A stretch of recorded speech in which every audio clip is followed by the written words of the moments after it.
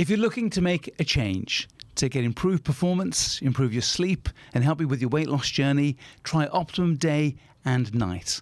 Make a change as soon as you can. And that's exactly why I'm so excited to tell you that Optimum Day and Night has had a major upgrade. And these have been a real game changer in my health journey. Optimum Day helps your metabolism burn throughout the day, and Optimum Night helps you get a really good sleep throughout the night. And here's some real life proof on screen right now. Both Robbie and Michael Owen teamed up with Oxford Natural for their wellness journey, and you can see the results for yourself. And remember, the supplements don't replace a healthy lifestyle, they support it. So if you're looking to make a change, click that link in the description below or scan the QR code on screen and get 70% off your first order today.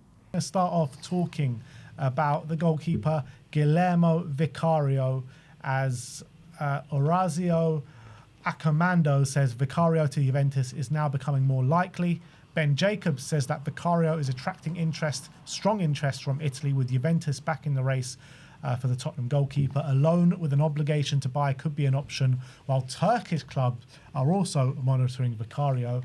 Our favourite journalist, Ekrem Konar, says that Torino maintain an interest in Vicario with a loan move approaching. Krim Kuna, so he's not going to Torino.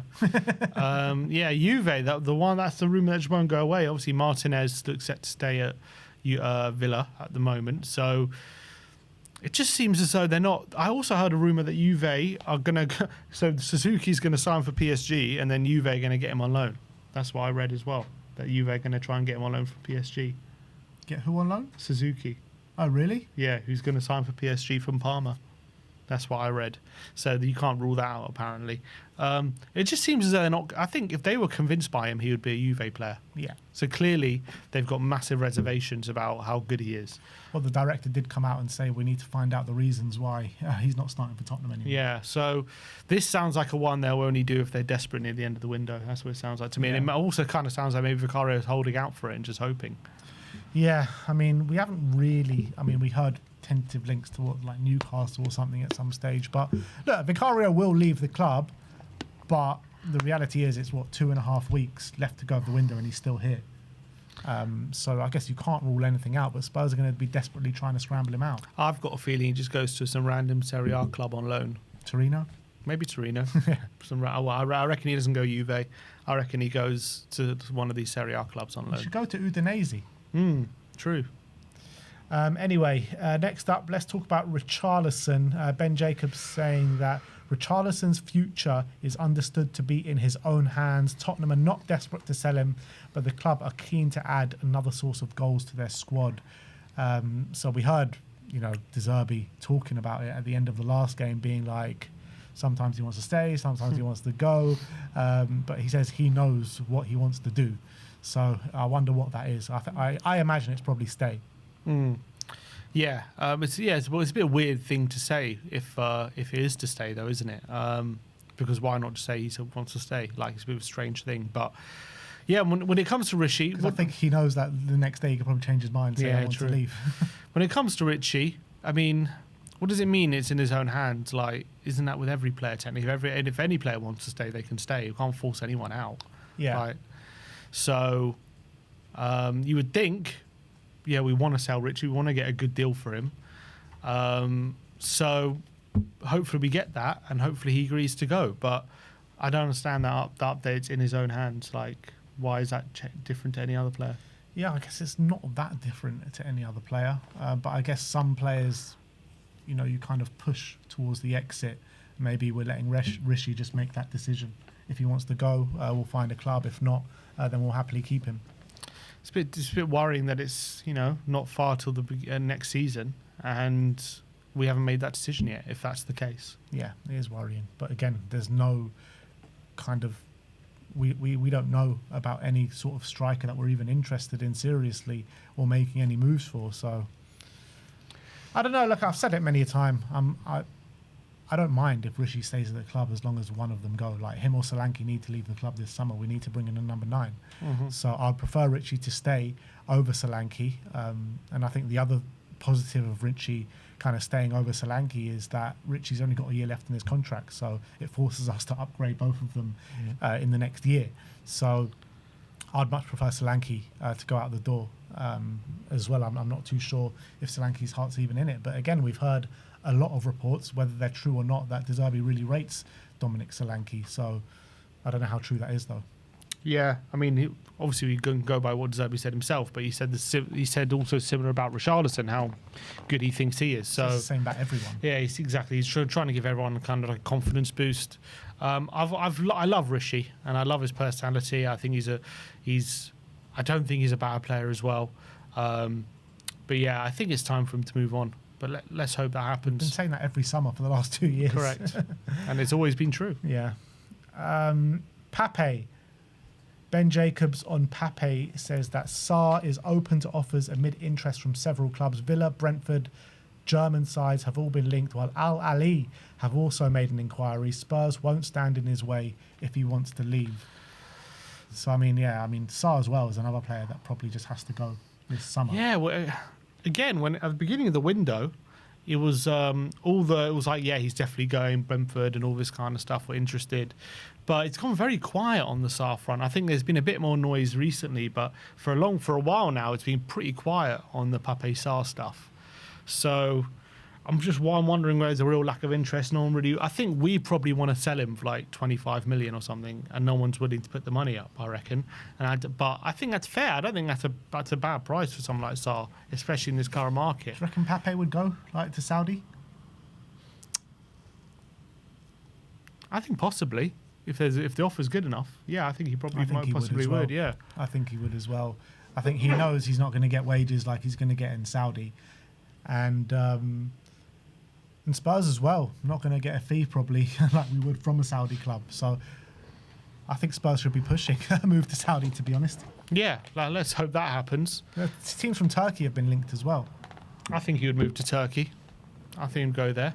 There should be. I think this is a good player. I mean, I'm surprised there's a lack of interest. I thought there'll be quite a few clubs ready to go and there'll be a bit of a bidding war, but that hasn't really materialised. Similar with Spence. I thought for Spence, I thought there would definitely be Premier League clubs interested, but he's ended up going for a pretty low fee to Inter Milan. So maybe it's more, I don't know. It's a weird market, isn't it? Because like you've seen some crazy inflated prices, but then you've seen some like crazy low prices as well. It's kind of like no middle ground. No one's going for a fair price. It's either really low or really cheap. But I reckon even if it's on loan, he won't be a Tottenham player by the end of the window. I agree. Next on Destiny Udogie, as Ben Jacobs says that Udogie is currently not considered to be on the market, with Tottenham expecting Udogie to stay this summer. And yeah, we know that we need him to stay because of the options that we've got. We've sold Jed Spence now. Sousa could be going out the door, and we just need numbers at fullback. Like selling Destiny Udogie now after Spencer's gone just seems wild to me. Like we can't consider him to go because it just leaves us with too much business to do. Yeah, I don't think we want to sell him. I think if a ridiculous offer comes in, we'll probably consider it. But I don't think we anticipate any offer of that size that we would consider coming in. So I never thought he was ever likely to leave. I thought he was always going to stay. I can understand if he is not untouchable. If a massive offer comes in, 50 million, you might have to consider it and think, okay, maybe we sell him and try and get two fullbacks in for someone who's more reliable. But I don't see that size of an offer coming in for him. So I think he will be staying. And on Lucas Bergvall, The Athletic are reporting that Nottingham Forest still remain keen on Bergvall as they search for their Elliot Anderson replacement. Tottenham have already rejected one bid, with their valuation potentially becoming a stumbling block. Forest's top target, Tijani Reinders, now looks set to join Al Qadisa in Saudi Arabia from Manchester City. So now Reinders is gone, it could spark up this whole Bergvall debate again. Yeah, but are they willing to spend the same amount on Bergvall as they were going to on Reinders, which is around 60 million? That's what sounds like it's going to take. I'm very happy that Tottenham are seemingly standing firm on their price on this one, because I don't want to see Bergvall leave. I really want him to stay more than the other players that we've sold. I think he is such a good talent. I think we could really do with him in our rotation midfield. I think he's a really good option. So I really want him to stay. But if an offer of 60 million comes in, I don't think you can say no to that right now. So I think that should be the price, but I think we should be stubborn with it. Yeah, the thing is with the price, obviously we know that they've got a massive fee in for Elliot Anderson, 116 million or whatever it is, and they are looking for his replacement. So I do think if push comes to shove, especially as it gets later and later in the window, they might do it. Nottingham Forest. I actually think they might. Depends if, I guess just depends if they go for other targets at the moment. But I hope they don't. But if they do, then we get 60 million, then hopefully we can reinvest that. Yeah. But I hope we stay stubborn. And yeah, it's gone a bit quiet on this one. Ever since we rejected that £46 million bid from Newcastle. He's obviously played quite a bit in pre-season. There's reports behind the scenes that De Zerbi's been working with him a lot, and he's not been sulking. He's been, putting his all in pre-season and looking to improve himself in the number 8 position. So there's a lot of good noise coming out of BERGVALL. So I hope he does stay.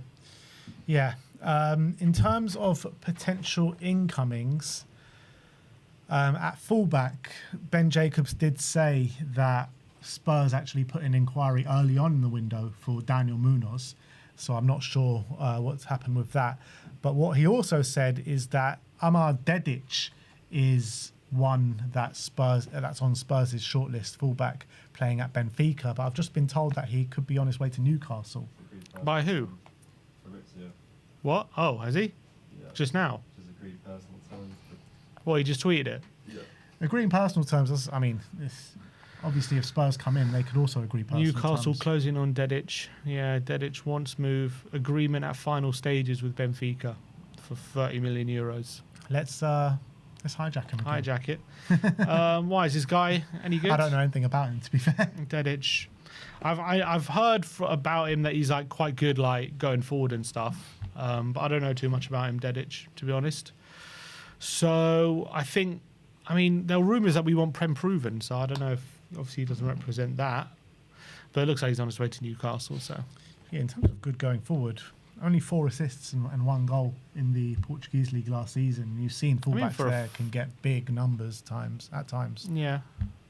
But still, that's 5 goal contributions at fullback. Not terrible. Yeah. In the Premier League, I think that would be decent. But in the Portuguese league, I'd probably expect a bit more. I guess it wasn't a Jose Mourinho system. Exactly. So maybe caveat it with that. Let's talk about Omar Marmoush. With Omar Marmoush, nothing really new. But Ben Jacobs is saying that Tottenham are interested in Omar Marmoush. Spurs would be ready to test Man City's resolve, particularly if City complete the deals for Enzo Fernandez and Ayoub Bouadi and need to move players on. So maybe something with Spurs and Marmoush can happen a bit later on in the window. Do you not think, though, if they want to sell Marmoush, they would have to replace him? You would think so, wouldn't you? Especially if that's apparently been the Lamas video, but maybe they're willing to let him go now. But surely they can't sell him and Marmoush and no replacement. Yeah. So unless we put in an offer they can't refuse. Yeah. The thing is with Marmoush, like Enzo Maresca was saying some really weird stuff about him. Like it sounded like from Enzo Maresca's words that he is going to leave this summer. That's what it did sound like. So if he is going to leave this summer, Spurs should be at the front of the queue. 100%. We should be ready to pounce. I absolutely love Marmoush. I think he's a top player.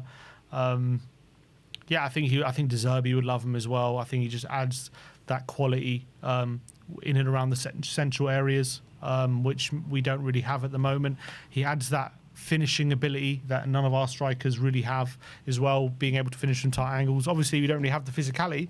But again, he's kind of more like a 9.5 than he is maybe a pure number 9. But I think definitely that could work in the De Zerbi system. It might be what De Zerbi wants, because Krupi's like that as well, isn't he? Yeah. I'm not saying that's not. I'm just saying, obviously, we would be good to have an alternative with like a more physical striker with him. So one of obviously Rishi or Solanke. That striker, that 17-year-old of Villa, man. Oh my God, Maggio, he looks serious, man. He looks serious. Yeah, he does.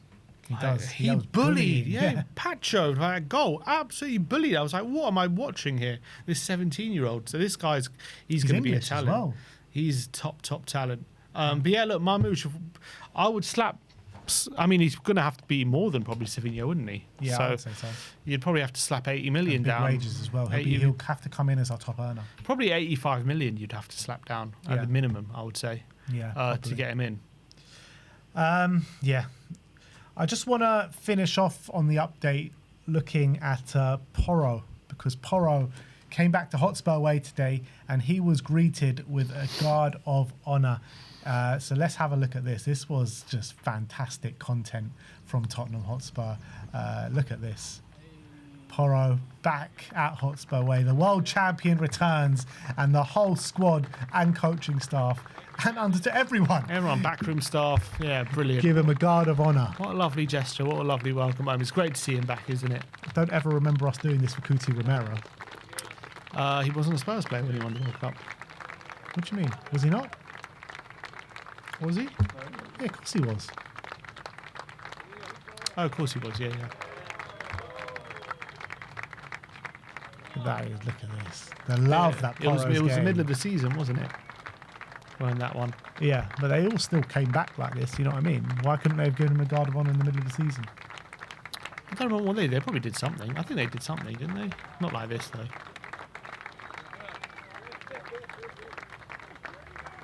Oh, Matters. You see pictures of the car and you just forget he's there, don't you? Because no Yeah, one ever I know. talks about him anymore.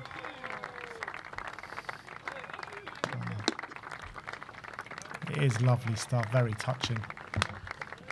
I know it's when he won the Copper. That's when he wasn't a Spurs player. Him hugging Senesi, saying, "I beat you in the final."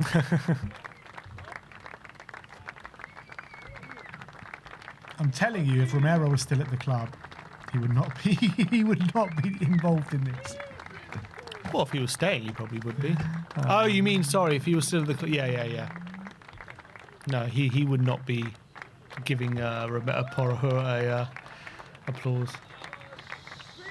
But what a fantastic gesture! This is obviously probably comes from De Zerbi. After